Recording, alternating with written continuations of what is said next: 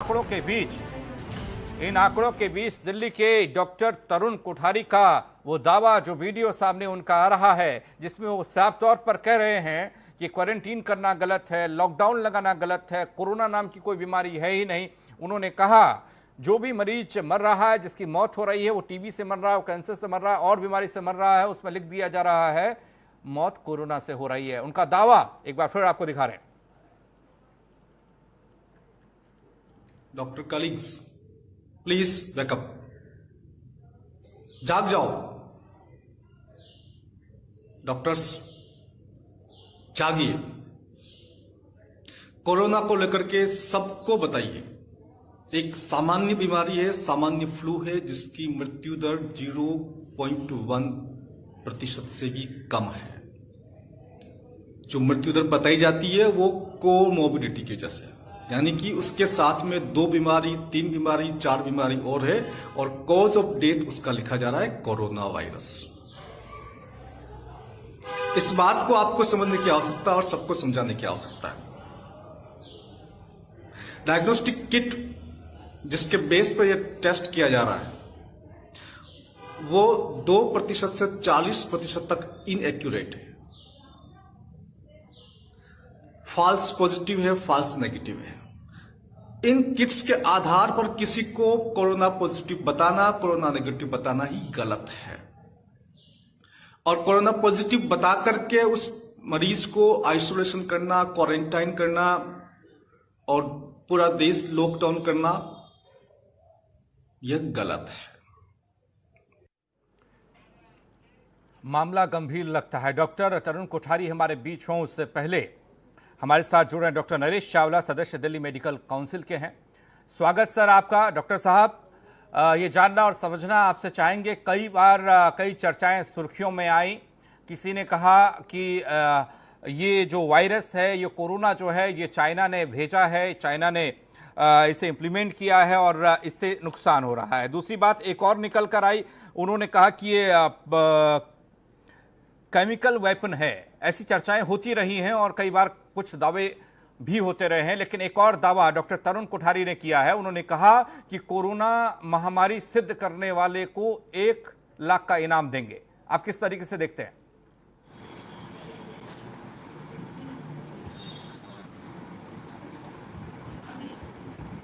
Hello mister compare, मैं बोलूं क्या?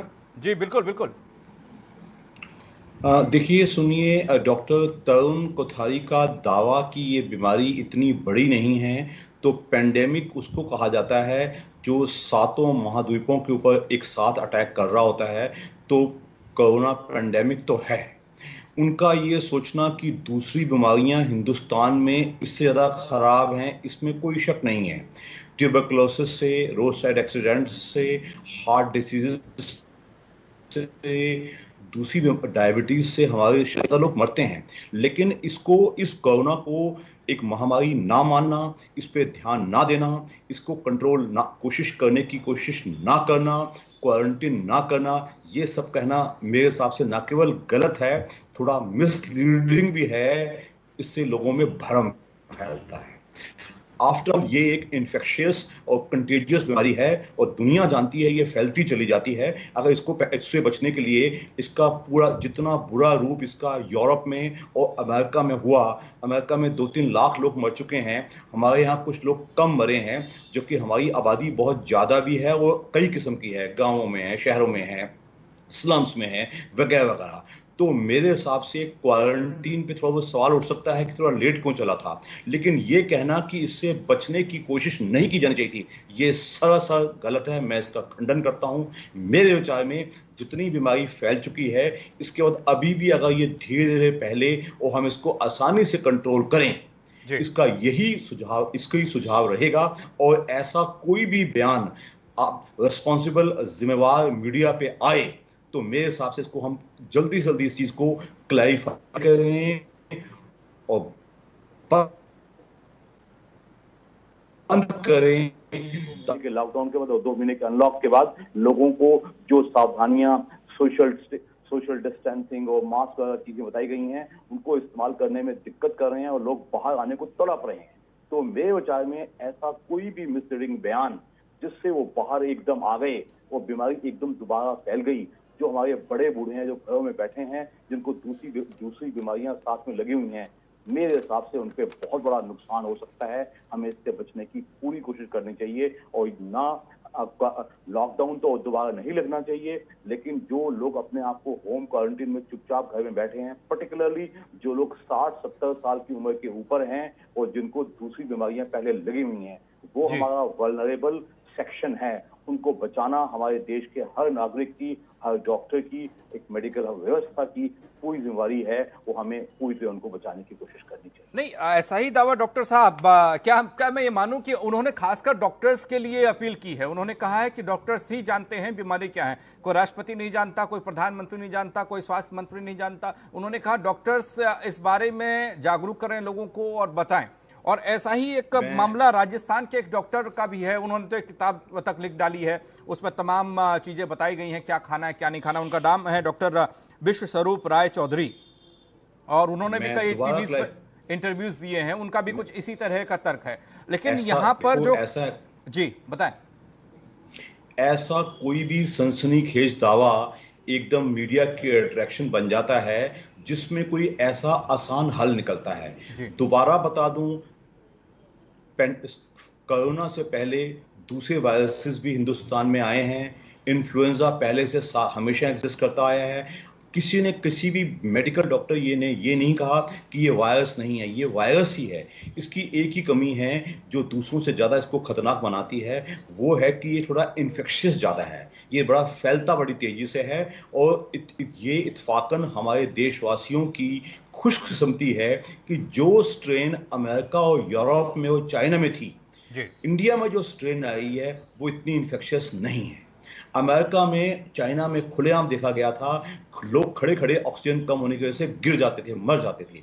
तो ये उनका ये कहना, डॉक्टर तरुण का एक कोठारी का ये कहना कि हम जानते हैं, हम ये जानते हैं कि ये वायरस ही है, हम ये जानते हैं कि दूसरी बीमारियां हमारे देश में इस वायरस की अपेक्षा ज़्यादा मौतें कर रही हैं या कर चुकी हैं या करती रहेंगी, लेकिन उसका मतलब ये कतई नहीं है कि हम इस महामारी या पेंडेमिक से और इस पर्टिकुलर वायरस की इन्फेक्शियसनेस से बचने की कोशिश ना करें। वो अपने यहाँ जो मौतों की दर काफ़ी कंट्रोल में है और जो इन्फेक्शन रेट भी अभी तो दिल्ली में तो बहुत अच्छा है, लेकिन कुछ प्रदेशों में से तमिलनाडु और वेस्ट बंगाल में और बिहार में कुछ ज़्यादा था, तो वहाँ भी कंट्रोल किया जाए ताकि हम देश की अर्थव्यवस्था जो कि दबी पड़ी है, बिल्कुल डूब गई है, उसको हम दोबारा स्टार्ट कर सकें। नहीं चावला साहब, डॉक्टर साहब एक बात और है, उन्होंने एक तर्क दिया है।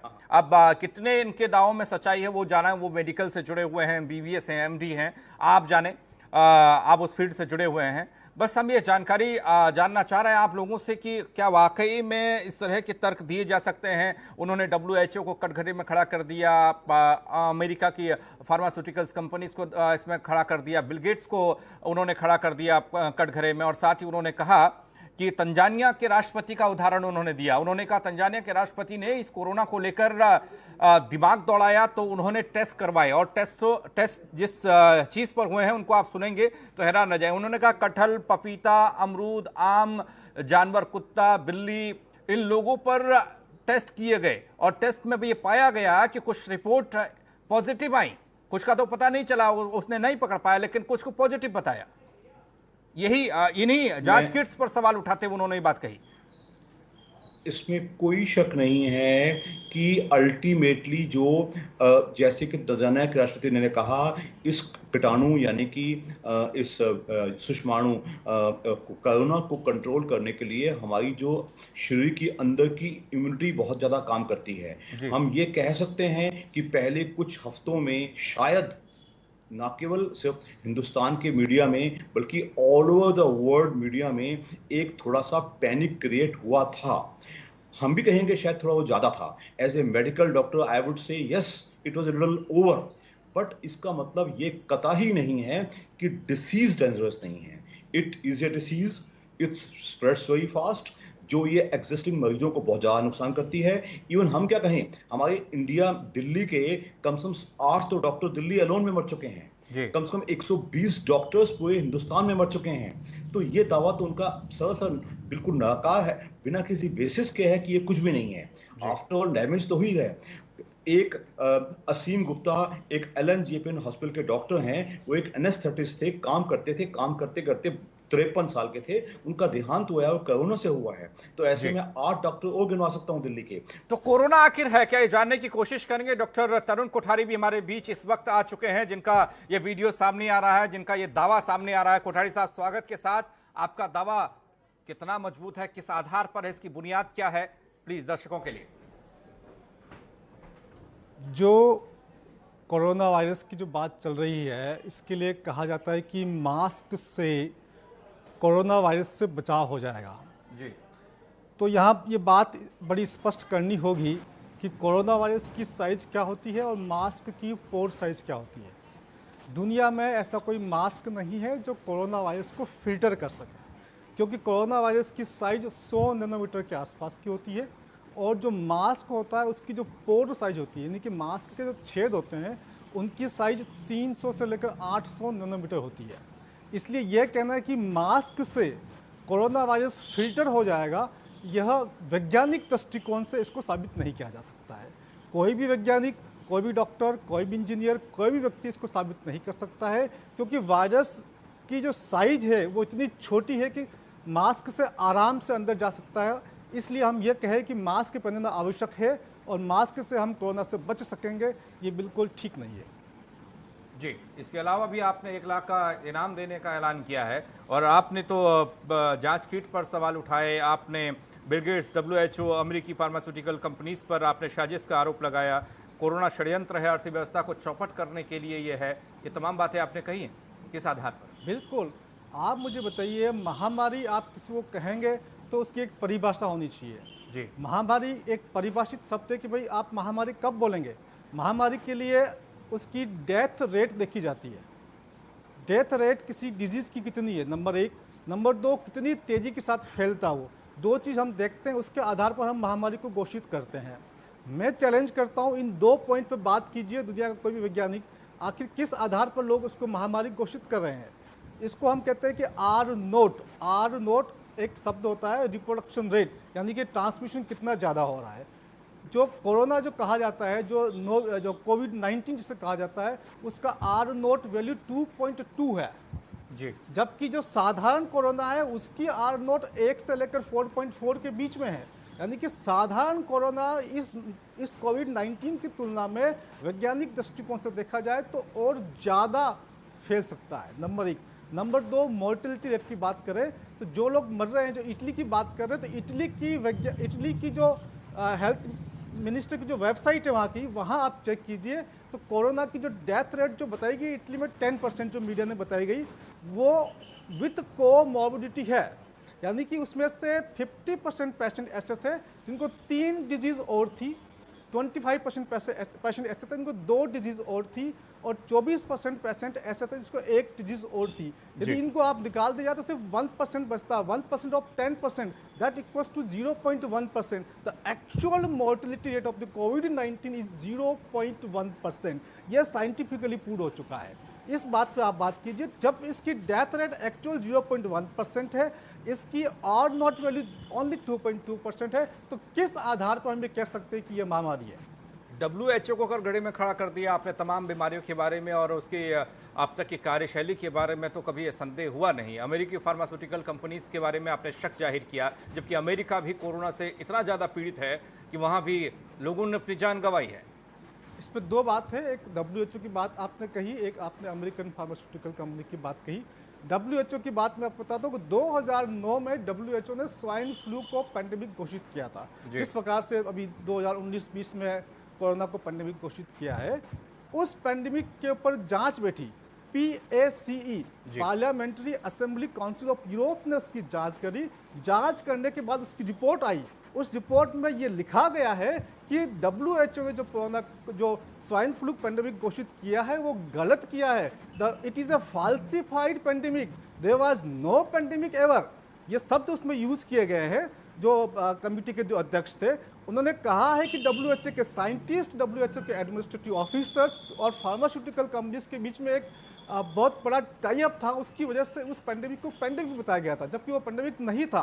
तो WHO को कटघरे में तो पहले भी कई बार खड़े हो चुका है, और WHO एक ऐसी संस्था है जो विकसित देशों ने, कुछ देशों ने अपने फायदे के लिए बनाई है, उन्होंने कोई भारत के फायदे के लिए नहीं बनाई है। हमें WHO की गाइडलाइंस पे नहीं चलना चाहिए, हमें अपने देश के बारे में सोचना चाहिए, अपने देश के वैज्ञानिक क्या कहते हैं, अपने देश के डॉक्टर्स क्या कहते हैं, दोनों पक्षों की डॉक्टर्स की राय लेकर के ही कोई काम करना चाहिए। कोठारी साहब, अब तक तो कोई आप जैसा कोई डॉक्टर सामने आया नहीं, और आप आए, आप भी काफ़ी तकरीबन 6 महीना कोरोना को हो गया है।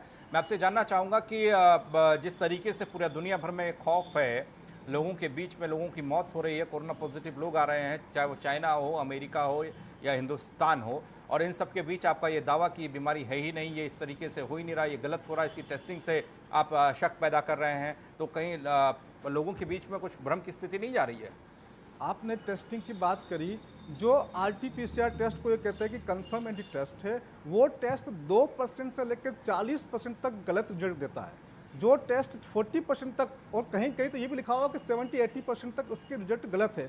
जिस टेस्ट के रिजल्ट ही गलत है, उसके बेसिस पर किसी को क्वारंटाइन करना, किसी को आइसोलेशन करना, साइंटिफिक दृष्टि से कैसे सही हो सकता है? हम साइंस के बेस पे बात करना चाहते हैं, कोई भी व्यक्ति आए साइंस के बेस पे बात करें हम उसके ऊपर। जिस टेस्ट के नतीजे 2% से लेकर 40% ऑफिशियल फिगर है कि नतीजे गलत है, वो सही नहीं हो सकते, उसके बेसिस पर किस प्रकार से हम देश को लॉकडाउन कर सकते हैं? जी, नंबर 1। नंबर आपने 2 आपने बोला कि अमेरिका में भी इस प्रकार से बीमारी फैल रही है, वहाँ पर इस बीमारी को फैलाने के लिए कई तरह के षड्यंत्र वहाँ भी चल रहे हैं, जिस प्रकार से हमारे देश में चल रहे हैं, अंतर्राष्ट्रीय षड्यंत्र है। वहाँ देखिए CDC है, सेंट्रल फॉर डिजीज कंट्रोल, जो अमेरिका की सबसे बड़ी एजेंसी है, उसने किस प्रकार से कैलकुलेट किया, एक पेशेंट का 15 दिन में 4 बार टेस्ट हुआ, मान लीजिए 3 बार पॉजिटिव आया, तो उसको 3 पेशेंट काउंट किए गए। जी, यानी कि एक पेशेंट को मल्टीपल काउंटिंग किए गए, अलग अलग टेस्ट में पॉजिटिव आया तो अलग अलग उसको भी मल्टीपल काउंट किए गए, इस प्रकार से नंबर ऑफ पेशेंट्स बढ़ाए गए। नंबर 1। नंबर 2, जो WHO का जो क्लिनिकल ट्रायल चल रहा है, उसमें जो ड्रग्स है वो इतनी खतरनाक है कि उन ड्रग्स की वजह से मृत्यु दर बढ़ रही है। जी। डॉक्टर नरेश चावला, आपने सुना डॉक्टर कोठारी को? मैं स्पष्ट कहना चाहूँगा, it's addressed to all the audience of your channel and to Dr. Kothari also. जी, When it comes to public health, तो रिस्क नहीं लिए जाते। जहां तक कहा गया कि डेथ्स हुई हैं, उनके कारण को मेडल डोज ने कभी छुपाया नहीं था। एक जब हम खुलेआम कहते हैं the people who are at maximum risk are the elderly people who are largely 60-70 plus and जो उनके कोमोर्बिडिटीज यानी कि दूसरी बीमारियां हैं, तो हम ये मान के चलेंगे। लेकिन अगर इसमें कोई शक नहीं है कि आज से पहले भी लोग इन्फ्लुएंजा से और लोग स्वाइन फ्लू से और बर्ड फ्लू से मरते रहे हैं, और डेथ रेट ऑलमोस्ट 2% से ऊपर होता था। और इस जो डिसीज का, जो ये कोरोना का डेथ रेट अभी जो दिल्ली में है काफी कम कहा जा रहा है, लेकिन हिंदुस्तान के बाकी प्रदेशों में ऑलमोस्ट 5-6% तक भी गया है, और दूसरे विदेशों में इससे ज्यादा भी रहा है। तो लेकिन इसकी बिना पे हमारे विचार में जो बेनिफिट ऑफ डाउट है वो हमेशा पब्लिक को जाना चाहिए। जी, डॉक्टरों की अंडरस्टैंडिंग अभी ना हो, इसमें कोई शक नहीं है कि ये इल्जाम कई लोगों ने लगाया है। चलिए थोड़ा वक्त इजाजत नहीं दे पा रहा है। डॉक्टर कोठारी, आप कुछ कहना चाहेंगे? बेनिफिट ऑफ डाउट पब्लिक को जाना चाहिए, लेकिन लॉकडाउन करके जनता को अपने घरों के अंदर बंद करके किस प्रकार से हम जनता को बेनिफिट ऑफ डाउट दे रहे हैं? आप ये सोचिए ना, हमने पूरा देश बंद कर दिया, 30 करोड़ लोगों को बेरोजगार कर दिया, क्या ये हम जनता को बेनिफिट ऑफ डाउट दे रहे हैं? बिल्कुल नहीं दे रहे हैं। आप ये सोचिए, जिस बीमारी की मृत्यु दर कोमोर्बिडिटी की वजह से हो रही है, क्या आज के पहले लोग नहीं मरते थे? क्या कोरोना से पहले जो एल्डरली पॉपुलेशन वो नहीं मरती थी? ऐसा कौन सा देश है जहां पर एल्डरली पॉपुलेशन की मृत्यु नहीं होती है? जो मृत्यु कोरोना के, dying with corona and dying because of the corona is a great difference. एक पेशेंट कोरोना पॉजिटिव आ गया, मरने से पहले आपने बोले जी कोरोना से मरा, आप ये क्यों नहीं बता रहे कि डायबिटीज से कितने मरे, आप ये क्यों नहीं बता रहे थे हाइपरटेंशन से कितने मरे, आप ये क्यों नहीं बता रहे थे हार्ट अटैक से कितने मर रहे, आप ये क्यों नहीं बता रहे थे कि ब्रेन हैमर से कितने मर रहे? इस बीच ये आंकड़े सामने नहीं आए। बहुत बहुत शुक्रिया आपका तरुण कोठारी जी हमारे साथ जुड़ने के लिए।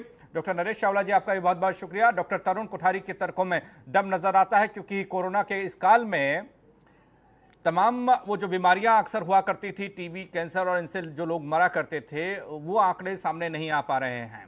और सिर्फ कोरोना मरीजों के बारे में बताया जा रहा है कि कोरोना की वजह से मौत हुई है। अब कोरोना पर यह कैसा दावा और इसमें कितना दम है, ये तमाम उस मेडिकल लाइन के लोग जो स्वास्थ्य के बारे में जानते हैं, जो बीमारी के बारे में जानते हैं, उनको एक चिंतन करने की जरूरत मालूम पड़ती है।